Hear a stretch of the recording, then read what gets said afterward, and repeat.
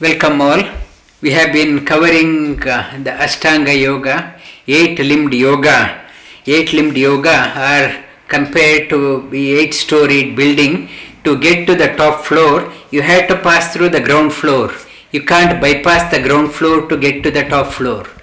And step by step, it is a lower step entrance. You have to enter through the portals of Yama and Niyama at the basements, ground floor, and first floor, second floor, asana, pranayama, pratyahara, dharana, dhyana, and samadhi.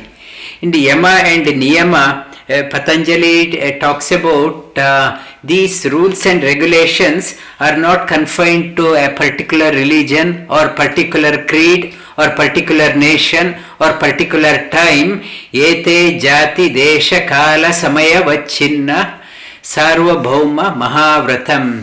This is beyond. It is applicable for everyone, humanity across, irrespective of the country, irrespective of the time you are born, irrespective of the religion you belong to. Everyone must follow this one as a Mahavrata, great austerity. If you want harmony in the society, if you want peace in the society, everyone must abide by this one.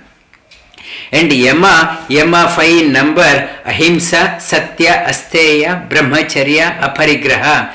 It says, as a human, when you are born as a human, your objective, goal of your life to add value to others' life.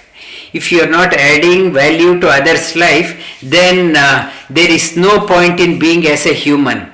As a human, you have extra opportunity to reach out to others. Yama and talks about this. Your life should be dedicated for the well-being of the society. And Niyama talks about before you add value to others, you have to enrich yourself. And that is Niyama. Your rules and regulations, it has to be applied onto yourself. Niyama, we covered on soucha, santosha, tapa, Swadyaya. And last week we touched upon Swadyaya, and it's a continuing on that one. If you want to change, you have to elevate yourself. And without elevating ourselves, we can't bring about change in us or in others. And to elevate ourselves, I have to acquire knowledge. I can't acquire knowledge without the hard work. I have to work on that one, day in and day out. I have to work on that one. That is called as tapas. Without tapas, I won't get a knowledge. And tapas, to do the tapas, nobody can force me to do tapas. Nobody can make me to work hard unless I start working, I start enjoying what I am doing. I want to do the tapas. It's a willingness should come from within. Nobody can force you to practice something. I should enjoy whatever I am doing. That is called as santosha. That santosha, happiness, I won't get happiness by leading an impure life. Soucha should be there. So each one in the Niyama, Soucha, Santosha, Tapa and Swadyaya, step by step, all are interlinked.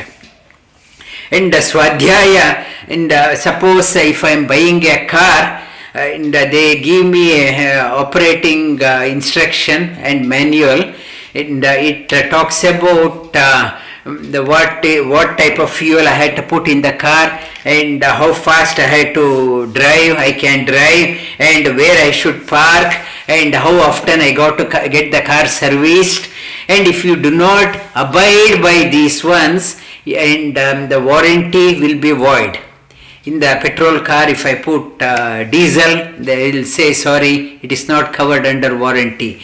And the same operating instruction manual is there for this vehicle called as body. Sharira also has an operating instruction manual that is called as shastra. scriptures.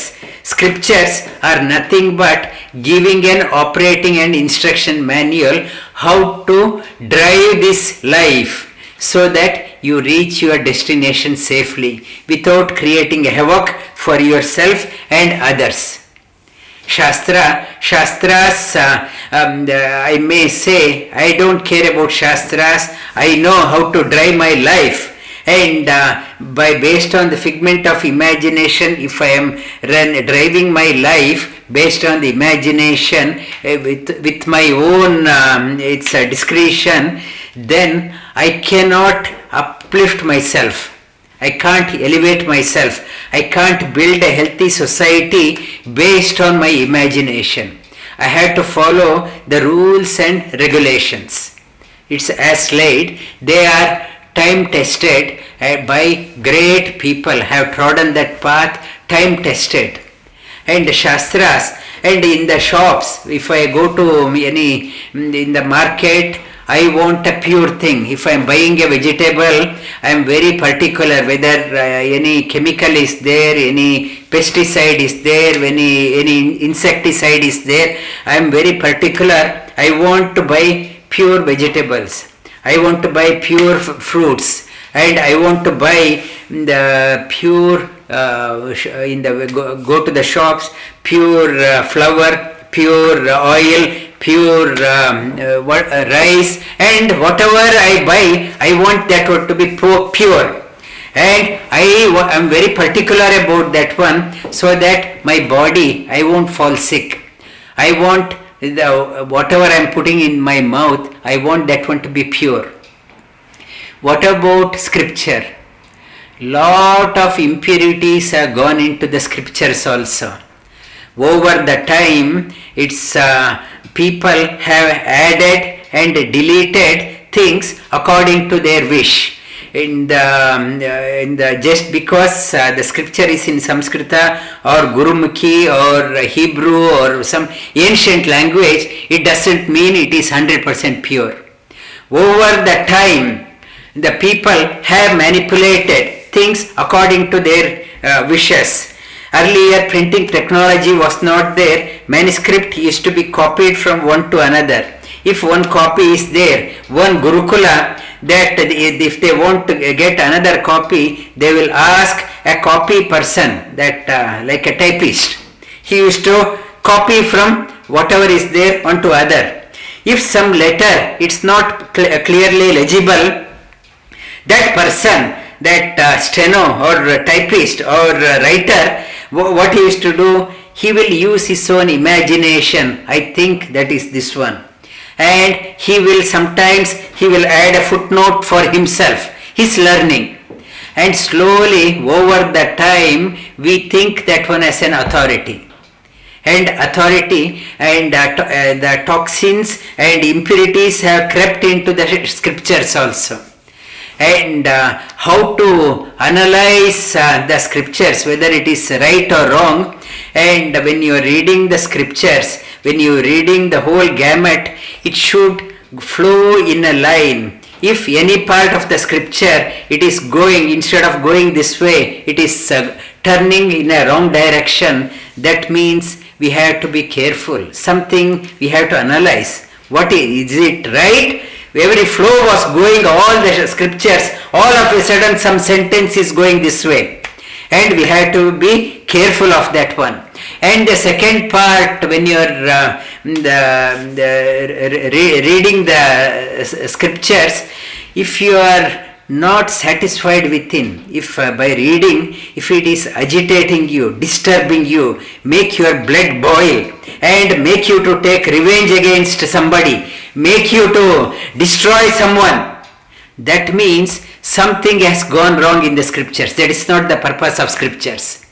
By reading the scriptures, it should infuse confidence in your life. It should inspire your life. It should make you to lead a glorious life. It must make you to lead a positive life. It should make you to lead a community-based living. It should make you to add value to the society.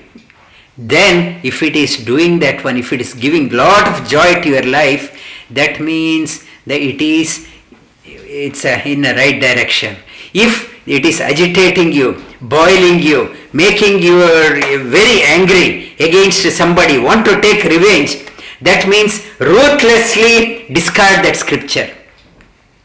It's the purpose of scripture is to make you great, not to take the hatred, vengeance against somebody, and it should not disturb your inner peace. And look for that one. Look for the teacher who is talking in that line. If somebody is talking against, making you get agitated within, making you restless, making you to take revenge against somebody, and discard that teacher also. Discard that scripture, discard that teacher also. And purpose of practice, purpose of religion, purpose of scriptures is to make you great. Something divine, to invoke the divine values in you. That is shastra. The purpose of that one is to make you someone great, make you to lead an inspired life. And shastras to understand, we need to understand 3 languages to read any scriptures. One is darshana bhasha, as it is. It is told as it is. It need not be true.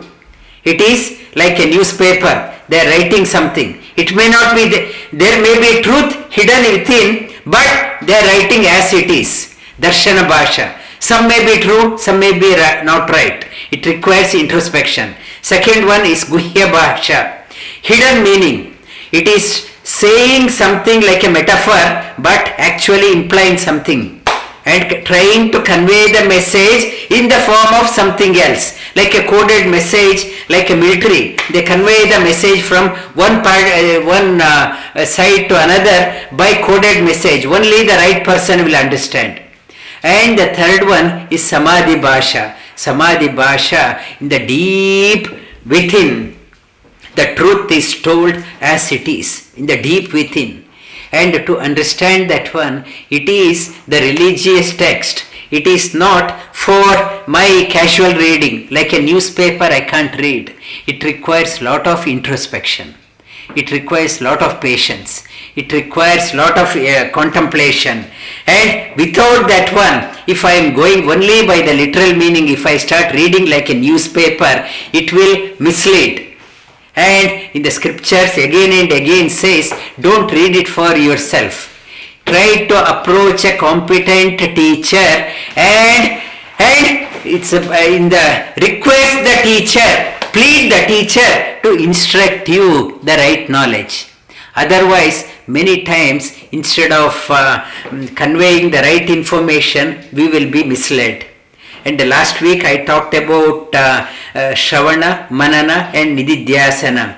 In a classroom, if I am attending a class, 200 people, in the lecturer delivers the material, and that is only information. I have to retreat back to contemplate what it means. That is called as Manana. One is hearing or literal reading, and I have to withdraw to introspect. Manana. And manana, when I am introspecting, slowly I should adopt to my life. How that the theory, whatever is mentioned, how it is practical in day-to-day life. If it is not practical, if it is talking about some high-fi thing which is not practical, it is not of no use. It should be applied. One is a fundamental science, second one is applied science. If the application is not there, only the fundamental, I can quote many things. If it is not of use, then there is no practicality in that one. It should be applied in day-to-day life. And Shravana, Manana, Nididhyasana. It should be practical in my day-to-day life. In that practical, when I am reading that one, when I am diving deep, when I find its application like a pearl hidden deep within, I should bring out that one and share it with others. Swadyaya, Swadhyaya.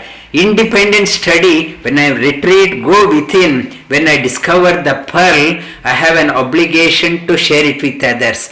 In Taittiriya Upanishad, it talks about Swadyaya pravachanabhyam na pramaditavyam. Swadhyaya, discover the beauty in the scripture. Discover the pearl in the scripture. That Swadhyaya pravachana. Vachana means loose talk. Pravachana, you have to get the cream of your finding and share it with others. The cream to inspire others. And Swadhyaya, you have to acquire and you have to share it with others. Na pramaditavyam. Do not forego this practice. This one, it's Taittiriya Upanishad says, Swadhyaya pravachanabhyam na pramaditavyam. Yesha adesha, yesha upadesha. This is my instruction. This is my upadesha. This is my command. You have to do this one. It says in the scriptures, you have to share whatever the cream of your learning. Before you depart, you have to share it with others. Otherwise, if you are not sharing with others what you learned, that the learning has gone futile. To make your learning fruitful, you have to make, and this one as a vrata. You have to discover that one and share this one to others before you can depart. Then, if you depart after giving, then you have fulfilled your obligation. If you haven't imparted, if you haven't shared with others, then if you depart, you have done a great injustice of being as a human. Human, our mind is very sharp, lot of potential. You have to acquire that one, and before you depart, you have to share with others. That is Swadhyaya. Swadhyaya pravachanabhyam na pramaditavyam. Do not make this mistake by not sharing.